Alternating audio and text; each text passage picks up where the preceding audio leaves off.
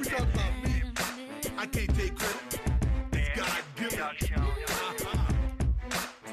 Yeah. Let's talk about me here a little bit.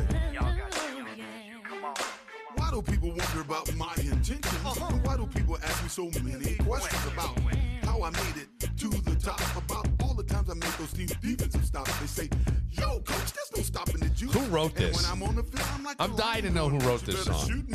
Well, after he was found liable for murder, for the double homicide, he had to come up with ways to make money. Somebody wrote under this as a comment. I'm sorry. Rest in peace, OJ. You were acquitted, yet the world said you were guilty. May you rest in the Lord's arms. Huh. I don't know. What do you say to that? Yes, he had to make money, and so he was trying to do these sorts of things. Well, let's put it this way. I mean, if he was repentant and remorseful and asked Christ to save him, then he is in the Lord's arms. If he didn't, or if he was facetious, or if didn't truly believe it, then, well, yeah, his fate is what you might expect. Call him Peter Montemurno. This is his ringtone. I'm joking. It should be his ringtone. It should be. Well, thanks for calling Hartford. You reached the office. Get him up. I try calling. I'm like, okay, I'm texting him right now. Okay. Did you send him the 2-minute warning? Yeah, I sent him the 2-minute warning. All right. And he wrote back, great. That was 3 minutes ago. Okay. This is the number, the one you gave me. Yeah. That's the one I'm to call. The one, because I'm ready now. Okay. So 77, yeah. Yeah, I got it. Okay. All right, let's see what we got. We didn't go this deep into the song. I don't think anybody has.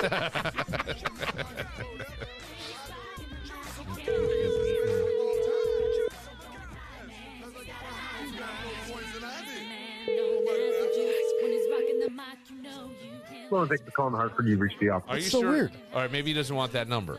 Maybe his other number. Okay, yeah. His phone number? Yeah, try the other number. All right, I'll try this one. Maybe I should have him call you. No, that's fine. I'm calling the cell phone.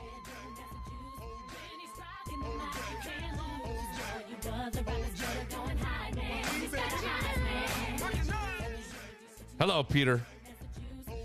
Hello, Bill. Thought this would be your ringtone. Have you heard the OJ rap song, Get Juiced? How did you know it was my ringtone? It's very funny. It's, there hasn't been a whole lot. I didn't see a lot of, but I didn't watch Saturday Night Live. I don't know if they referenced the passing of OJ. I saw some of it. I know Caitlin Clark was on. I didn't watch a whole, I didn't see a whole lot of coverage on the news about it or anything, right? Other than the day. Yeah, just I thought there would be a little bit more stuff. I guess we're all just like, well, okay, move on. I've seen Costas talk. I'll tell you, from a print standpoint, the New York Post, every day, there's like 5 or 6 different articles. Okay. The New York Post is sending out. But from a, just TV, and I haven't seen much there. You're right. So to give you perspective, like a lot of times when people start getting older, right, people write death stories, obits, and have them ready to go. Yeah, they do. So Sal Mayrana tweeted out, because he's on strike right now with Gannett, with the Democrat and Chronicle. He goes, yeah, I would have had a great obituary I've already written for O.J. Simpson right now, but I can't send it to you. I can't release it because we're on strike. Well, that's too bad. But wait, when they get off strike, I want to read that thing. So Peter, I was saying to Dan earlier that I have had, I don't want to call it a love-hate, just a true fascination with OJ and just this juxtaposition of life, right? You had the beloved guy, the beloved athlete, the college athlete, the Heisman Trophy winner, goes to Buffalo, this team that, really kind of puts it on the map, so to speak. Then goes to the 49ers, broadcasting, movie, comedy. The guy was doing comedy. He was doing commercials. He was just loved. And then this happens. And then we get to see, it's all the things that still plague our society. I mean, boy, did that really highlight racism and domestic violence and all kinds of stuff, or the racial divide. I don't want to say racism, but racial divide for sure. And I thought, wow, it's just fascinating. And it was fascinating to me that so many documentaries, so much energy was put into his life after the trial, right? People documenting it. And we all watched the 30 for 30s and they did a fake one, right? Did a recreation. Yes. And had pretty decent actors in there. So I go, all of this stuff to me is fascinating with OJ, but where's the truth? Did he do it? Did he not do it? We don't know. And in our justice system, as somebody said, somebody commented under the rap thing saying, "Rest in peace, OJ. May you rest in the Lord's arms. You were acquitted, but found guilty, in the rest of the world found you guilty." I don't know. But you have a theory on all this. I know you do. Yeah, to be honest with you, since the news came out, I've been back and forth on this. For such a long time, being a former Buffalonian, I don't want to say I thought he didn't do it because he played for the Bills. No, some people actually think that, but he put Buffalo on the map. Let's face it. In many ways, he put Buffalo on the map, and he was the biggest Buffalo cheerleader, not just and I think, Dan, you said this the other day, not just the Bills, but the city of Buffalo. Yes. So when it came out that this happened, in having watched the trial, I mean, I literally, from the preliminary hearing in the summer of 94 through the trial that started in, I think, January of 95, all the way to October of 95, I was mesmerized by it. And I watched it. I came over to my parents' house. Our family came over to my parents' house for lunch today, and my mother reminded us, I still have the VHS tapes. Do you want them? I taped the OJ trial on VHS. And she still has. Wow. So just, watching it and trying to decipher, all of the everything that was presented in court. And actually, I told you guys a while ago how I went to Nicole's condo when I was in LA years after, and the whole thing. So I feel, I still think he did it, but there's still a piece of me that's like, I don't know. I don't know. Now, there was an article that came out today or yesterday in the Post. I don't know if you've seen it yet. Mm-mm. Where it's a supposed mob hit. Someone came out now that OJ has passed and said, this was a mob hit, and OJ actually wanted to be there while it happened. And we did this, or our Gambino contacts did this, but OJ said he had to be there when the murders were done. So be that as it may. So and that's long-winded answer, Bill. No, it sounds like Al Qaeda taking credit for 9/11. Yeah, that was us. That's like really strange, right? But see, very as somebody said to me, I mean, look, even take just. I was just thinking of this at the trial, and someone had said to me, I don't know that anybody had heard of Louis Vuitton bags or luggage, just like in the general public until that trial. Or Bruno Mali shoes. Bruno Mali shoes. Yep. I think Bruno Mali shoes. I think the program director at the radio station that I worked at the time, CMF, had them. Oh, no kidding. I think Stanley had a pair. Oh, wow. I think he did. Because we were all making fun of him. Right. They were the murderer shoes. But the blood in the car, the blood in the shoes, the Bruno Mali footprint, like all this stuff just seemed to add up, and there was never anybody else connected. You even had Kato Kalin, who said he heard the thump as the stuff came over the fence that night. Like the two, right, because he was coming over the. Was there an earthquake? And then there's this.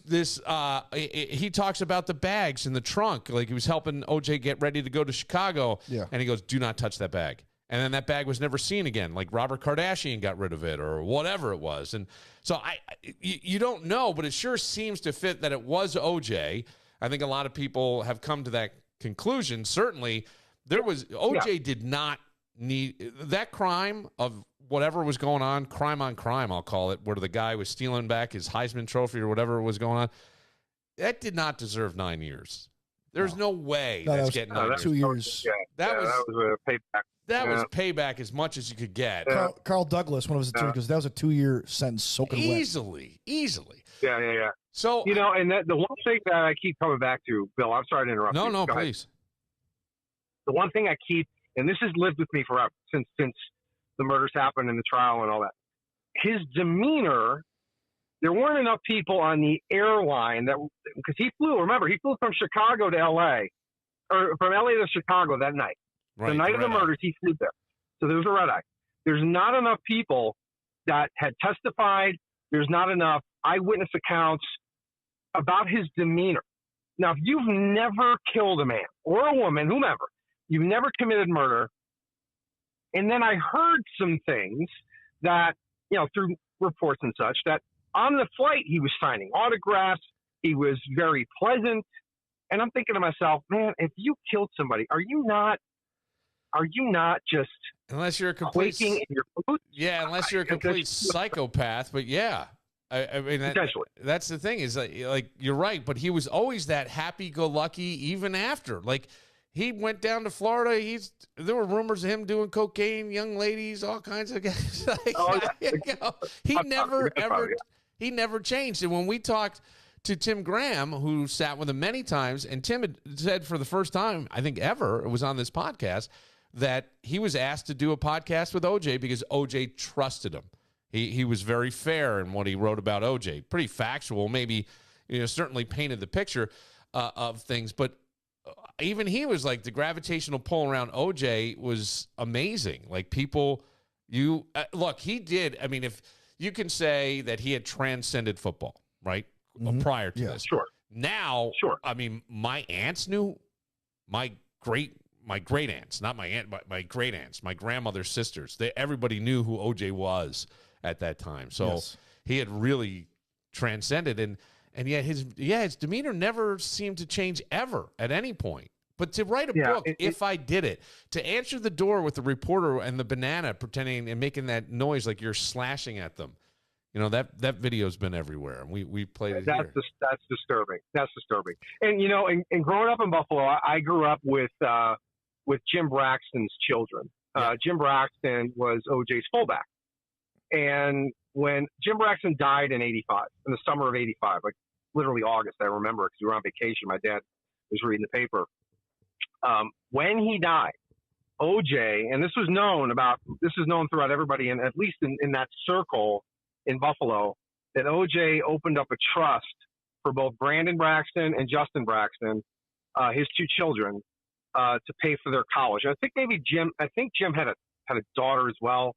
I'm not 100% on that. I can't remember. But he paid for both Brandon and Justin's college through a trust after his father died. So, that's a really benevolent act, right? I mean, at the end, so people latched onto that, and then there's no way he would do this because he did that. Right or wrong, that's what people latched onto. Now, my theory, and I said this a few weeks ago, I feel like there's a letter somewhere. I feel like there is a letter in a safe deposit box or somewhere that someone has that instructions were given by OJ post-mortem. This has to be read, and it's a letter admitting everything. What happened, why it happened, how it happened, why I didn't admit to it. And it's a way of OJ to control the news cycle, to own the news cycle for a certain amount of time. Obviously, it's not going to affect him at all. It's going to affect his family, the ones that are still alive, his children. But I feel like that's somewhere. Like I'm gone, and here's what happened, and I'm glad I'm gone now, and I held this for so many years, yada, yada, yada. I don't know if that's true. That's just a hunch, but it would be interesting if it was almost like, remember that suicide note / I don't know what you want to call it. It really sounded like a suicide note when Robert Kardashian read it the day of the slow speed chase. Friday, okay, so the slow speed chase and everything, was it just all of a sudden that certainly would go to your demeanor that you're talking about, Peter, where you're on the run, or you don't know what to do, or you're losing your mind, but it was a couple days later, and all the focus was on OJ. I think there was, paparazzi outside his Brentwood home. I mean, look, Brentwood. We all know Brentwood. Yeah, well, the one paparazzi got the shot of him in handcuffs that like they put him in handcuffs briefly. Yeah. And then they took and somebody got a picture of it. Yeah. And they took him out of handcuffs. Everybody's like, well, what's going on? And by the way, that wasn't even the top story Monday morning. It was Mike Tyson had a parole hearing and he was denied parole. Yeah. That was the top story because people didn't think, oh, come on, O.J. Simpson didn't kill anybody. Right. And then the next day they're like, oh, there's blood in the car. The blood in the car. There was the Bruno Mali shoes. And all of a sudden, I was like, they're starting to piece it together. So Wednesday's the funeral, right? And then Thursday, I don't know what happened Thursday, or maybe Thursday was. Then Friday, he was supposed to turn himself in at 11 o'clock. Yeah. And he was a fugitive. Right. Yep. And So that's when the whole And thing he kicked went off. to the funeral. He went to the funeral and he walked up to the casket. That is what blows me away. If he actually literally physically slit the throat of his ex-wife in a maniacal sort of way and still shows up at the funeral and walks up to the casket, somewhere inside of a brain like that, it's clearly not normal. Clearly not normal. And he told people like Faye Resnick and others, I'm sorry. I'm sorry. I'm sorry. Right. And yeah. they're like, well, what are you apologizing for? Right. Right. And then Johnny Cochran in the trial turns around and said, these deaths lie in the world of Faye Resnick. So they were pointing at Faye as the reason why she was dead, because she was supposed to live with Nicole, and because Faye had all these drug issues, and it was a Colombian necktie. You pull your tongue through them. Yeah, blah, blah, blah. came up with that defense. He faxed that in from Harvard. He had a class sitting there. He goes, I'm gonna fix this case. Watch this. And they wrote the Colombian bow tie theory. And I think Cochran asked about that on the stand. That it was like a way of getting payback for drug problems. Yeah, or for owing money for drugs. So they think Faye Resnick was the reason. Was supposed to be the person that got killed, not Nicole. They got the wrong person. Yeah. But and then Alan Dershowitz comes out yesterday. Was it yesterday or today? Where he had his condolences to the Brown family and the Simpson family, and then he said that I would have defended Nicole if if her family contacted me first. I'm like, wow, what the hell is that? Defended her from what? No, he would have taken the case. He probably would have gone. Well, taken the case. I'm sorry, yeah. He would have taken the case for the Brown family as a if they would have contacted him first. Yeah. But he's a defense attorney, so I don't know what. You're right. Defend from what? I have no idea. Yeah. But no, it'd be or let's put it this way, he would have stayed out of it. In other words, the reason why they hired Dershowitz. The reason why they hired Dershowitz in the first place was because Dershowitz would go on all these TV shows and talk about all the things that Robert Shapiro was doing wrong as O.J.'s defense. Because these guys are all rivals, right? Yeah. So that Shapiro goes, we're going to have to hire him. Yeah. So they hire, so he basically gets a job out of it as a retainer, just to one, shut him up, and two, get his advice faxed in from Harvard as to how to go about the trial. Yeah. Right. But maybe what Dershowitz is saying is that had the Brown family contacted Dershowitz, which is a very arrogant thing to say. Sure it is. He would have been on retainer to not represent O.J. Simpson. That very well could be. Yeah. I'm as you're talking though, I'm thinking to myself, what with O.J. and all the lawyers and the back and forth, where was the I don't even know the prosecution? I mean, they had what seemed like a slam dunk case with all this stuff. Jason Whitlock talked about that. He goes, doesn't it seem like they had a slam dunk case? He said they botched this case from the beginning, left and right. Yes.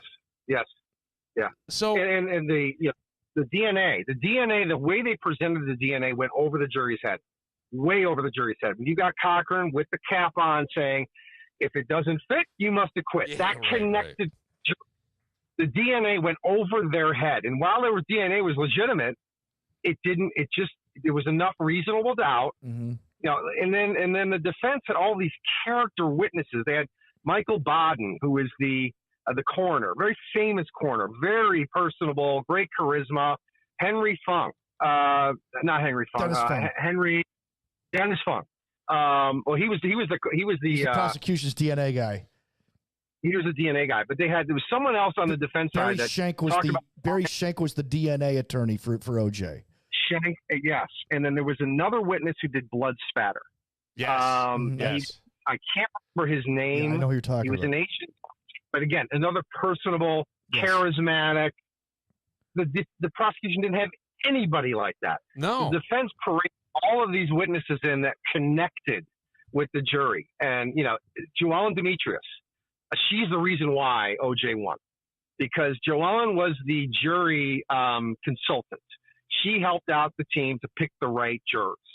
And when you have a bunch of witnesses that are going to connect with a jury that you know you're going to win, if you have a certain jury, she did a great job with jury consultation. So Joellen Demetrius is like an unsung hero when it comes to that trial. Okay, so we had audio of a former juror who said, you didn't see what we saw, and there was that whole thing that I was kind of unaware of at the time that the jury didn't see when it came to Mark Furman.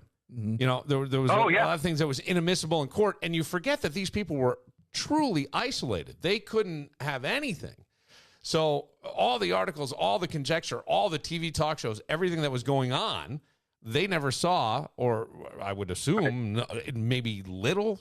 Maybe you saw a headline, but you didn't read the article probably.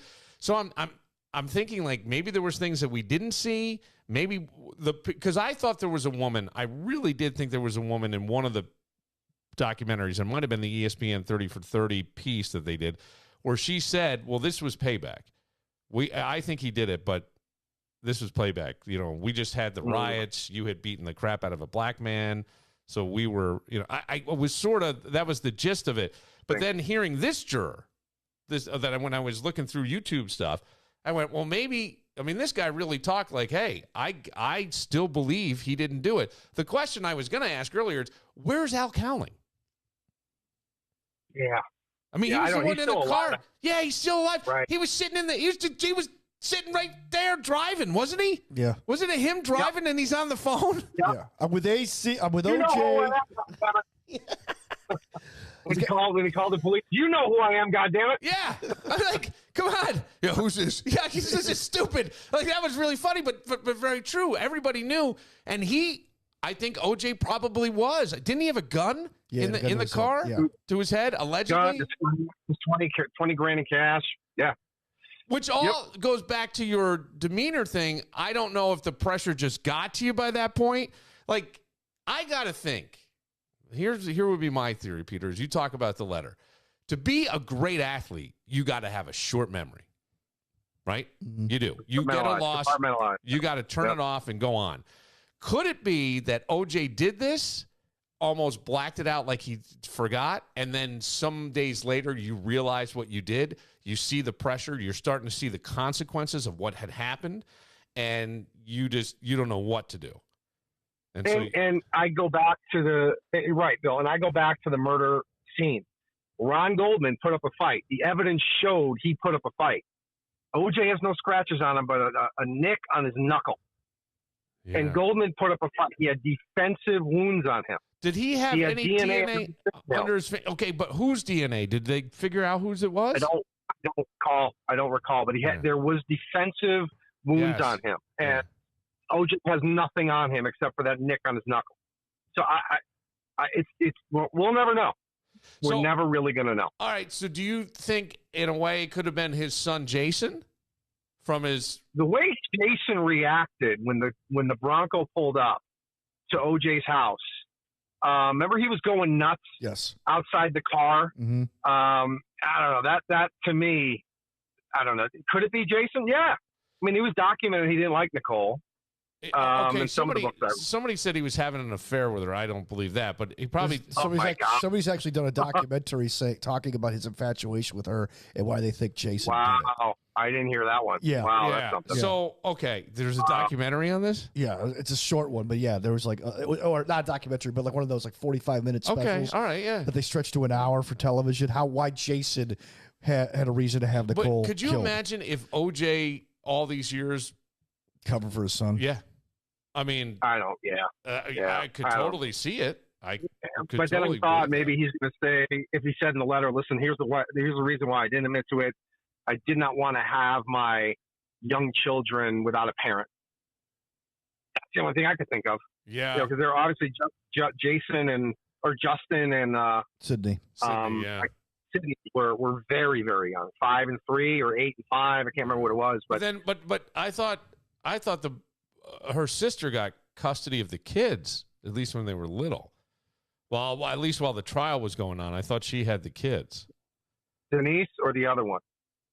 The bigger one. The younger kids. The younger kids. Younger kids, yeah. I thought that Nicole's sister had them during the trial. Yeah, Denise Brown. Brown. Yeah, okay. I thought the Browns did, their grandparents. Yeah, I thought that. But then I think he changed to Denise. I don't know. Did It's he? amazing we're still talking about this. Of 30 course, something. because it's fascinating. It Yeah. is fascinating. The anniversary's coming up in June. It's fascinating No, in that. he's 12. 94. Yeah. So this is the 30th anniversary. Yes. Yeah. Because I graduated Fisher. I remember being on CMF watching. We wheeled the TV in for the chase. It was a Friday night. I think I was filling in 7 to midnight. And we watched. And that was, and I had just graduated from St. John Fisher. And this is our 30th anniversary coming up. Wow. So it was. I remember during the trial, I was a senior playing at Fisher, and during football practice in the fall, on Thursdays, I would wear a free OJ T-shirt over my football pants. I'm sure Coach Vosburg Couldn't get away with that today. Couldn't get away with that today. But yep. I was all in on OJ being innocent. Yep. Yeah. Yep. It's. Speaking of today, Yes, sir. imagine this happening today, with the country as divided as it is. It was Yeah. divided then, but we knew less. Yeah. We don't have nearly as much information or Well, access I wonder to if we information would on demand have as we do now. a ring doorbell camera that we could look at to see who it was. Oh, yeah. Do you know what I'm saying? Don't you think? Like, Yeah. Someone would be standing in front of a condo videotaping the murder and not helping. well, That's what today. that's the other thing, right? Because you don't want to get involved in that. The guy's slashing, and hopefully someone's calling 911. But I think there would be ring doorbell camera. You know, one of the big problems with the ring doorbell cameras is a lot of people cancel the subscription. So all you have is like that day's video, but you can't go back and see. Mm-hmm. That's where Yeah. police are running into problems when people say, hey, I got a ring doorbell, but they canceled the subscription, so it's not stored on a cloud anywhere that I could go back and see what it was over the past couple of days. So I smell a 30-year anniversary podcast, Bill. I think, you know what? I'm with you. I think we really dig deep and try to do a legitimate inside OJ, because I would love to talk to Tim Graham and see what's going on, because he sat with the guy several times. Yes. I would love to know what Tim Graham's thoughts were and what's happening. You know? Get Marsha Clark on the show. I'm sure you can track her down. Marsha Clark. Yep. I want to talk Chris to Darden. I want to talk to Chris Darden. I'd like to talk to Al Cowlings. Why He is ain't nobody talking, though. He ain't talking. He's been really tight-lipped for 30 years. But He's not sold don't his you think story. he knows- He hasn't talked to anybody. He had to sit there driving OJ going, bro, what happened? Don't you think? I mean, They showed the scene they showed the scene though in the FX series, Yeah. where he I think Theo didn't Malcolm Jamal Warner play Al Cowlings, and he's looking at David Schwimmer, who's playing Robert Kardashian. They open up the see, I they didn't open watch up, that. I was engrossed. I didn't watch. I watched every episode like 4 times. I should go back and watch. They take the suit jack and they open up, say, "Look, Juice didn't do it."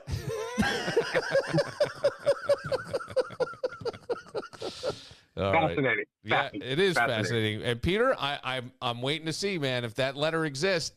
You know, it will come out at some point, I would assume. I just don't know. I wish I could predict it. We know what we need is a psychic. I know they consulted psychics. I'm sure they did. What did Miss Cleo say? She was big back then. Wasn't she just an actress from L.A. with a fake Jamaican accent? Yeah, she got busted for income tax evasion. Yeah. I think she died in jail, if I'm not mistaken. well, that could Didn't be. even see it coming, Billy. Yeah. Peter, thank you for the time. And, yeah, go You ahead. bet. And No, you bet. You're welcome. I think it's just fascinating Yeah. to me. Hey, Pete, before you go, who the Bills taking? Are they trading up or what? What are they doing? I think they're trading up. That's my prediction. They're going to trade up to get one of those top receivers. I don't think they're going to get Harrison, but I think they're going to trade up. I like I'd Harrison. love it. I don't think I have enough equity for it, but I think they're going to trade up. Because they have to. With a guy like Josh Allen, you got to have a wide receiver one that has potential to be number one right away. Harrison Yeah, he'd would be be great. You got to find your Randy He'd be the Moss. guy. Yeah. Give me a pencil. I'd say Jerry Rice, but there is no Jerry Rice. But you got to find your Randy Moss. All right. Well, this will be Shall very be. interesting, and we're working on putting some draft stuff together, and you'll be at the draft, correct? I'll be there. I'll be there. So yes, sir. Maybe we talked about the atmosphere and stuff because I don't know that we'll be on after the pick till the next. No, we won't. Day. Is that Thursday? Oh, you won't. Yeah, it's Thursday Yeah, night. so maybe that Sunday we talk to you when you're back home or whatever. Sounds good to me. About all that. All right. Thank you, Peter. All right, you got it. See you later. Thanks, Take care. man. There goes Peter Montemerno. Great stuff. God, it's so interesting. By the way, we tried to get Jeffrey Toobin on to talk on this show, this podcast. Jeffrey Toobin was the media guy who covered the trial, and he wrote a book. Oh God, he was the one caught jerking off on CNN. Yes, yeah. And he agreed to come on, and then we tried calling him, and he didn't answer the phone. Wasn't it right before? Like it was during COVID or something. Yeah. Yeah, we'll try Tubin again. All right, we'll take a moment. Racing Randy in the house. I haven't seen Randy looking since lean and mean. He's got his big camera and everything. Look at Racing Randy. Racing Randy's going to be a TV star. Yeah, I hear. Yeah. All that work we've done for him has paid off. Always knew it. We will get to that next, but first.